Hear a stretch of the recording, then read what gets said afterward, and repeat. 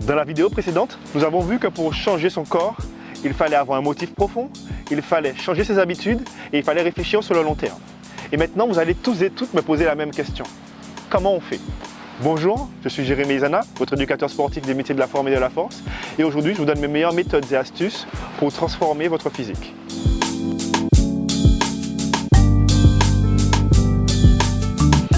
Avant de commencer votre premier exercice ou de changer votre alimentation, il va vous falloir trouver votre motif.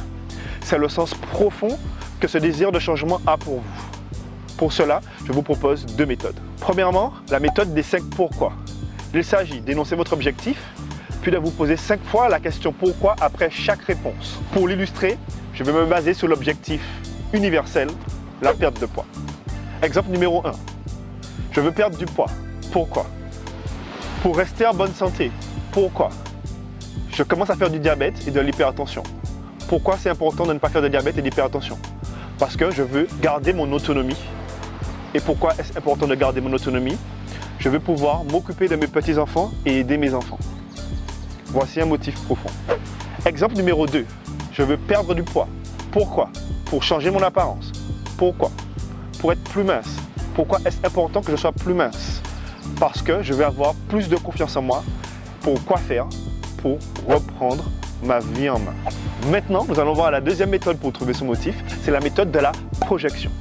Imaginez-vous dans le futur. Vous avez déjà atteint votre objectif. À quoi ressemblez-vous? Que ressentez-vous? Qu'est-ce que vous pouvez faire que vous ne pouvez pas faire à l'heure actuelle?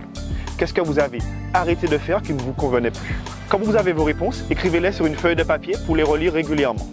Nous allons prendre l'exemple d'un jeune homme de 20 ans qui mesure 1m75 et pèse 70 kg. Sa projection donnerait quelque chose comme ceci. Je pèse 85 kg, je suis sec et mes abdos sont dessinés, j'ai confiance en moi et j'attire le regard des filles.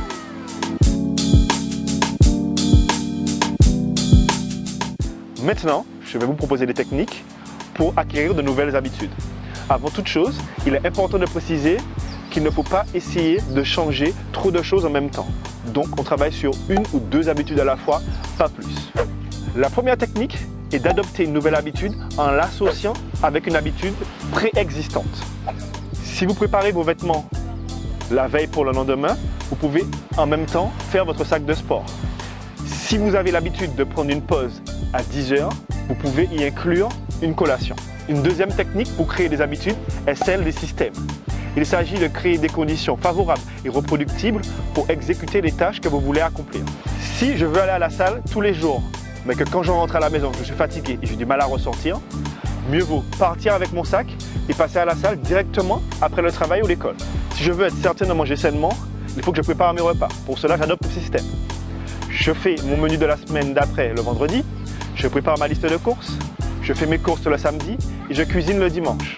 La condition sine qua non pour qu'un système fonctionne est qu'il doit s'adapter à votre vie. Ce n'est pas votre vie qui doit s'adapter à lui. Si votre système ne vous convient pas, changez-en.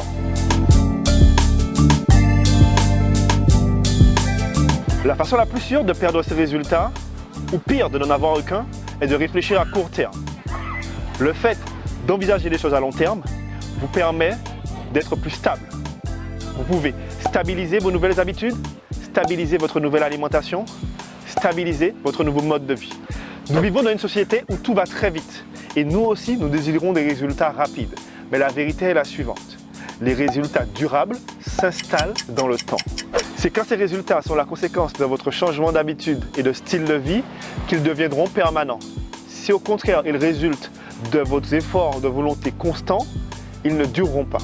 Alors quel que soit votre objectif, envisagez-le en termes de mois, voire d'années, plutôt que de semaines. Fixez-vous des objectifs intermédiaires, hebdomadaires et mensuels pour vérifier que vous restez sur vos rails. Ne vous comparez qu'avec votre ancien vous pour constater vos progrès.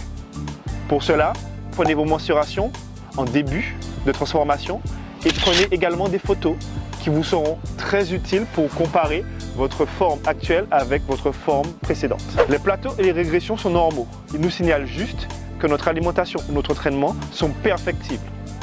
Restez focus, ne paniquez pas. Cette vidéo est maintenant terminée. J'espère qu'elle vous sera utile. Si c'est le cas, pensez à me laisser un pouce bleu. Vous pouvez également la partager et commenter. On se retrouve dans 2 semaines pour une prochaine vidéo sur un autre thème. Et d'ici là, let's work it out.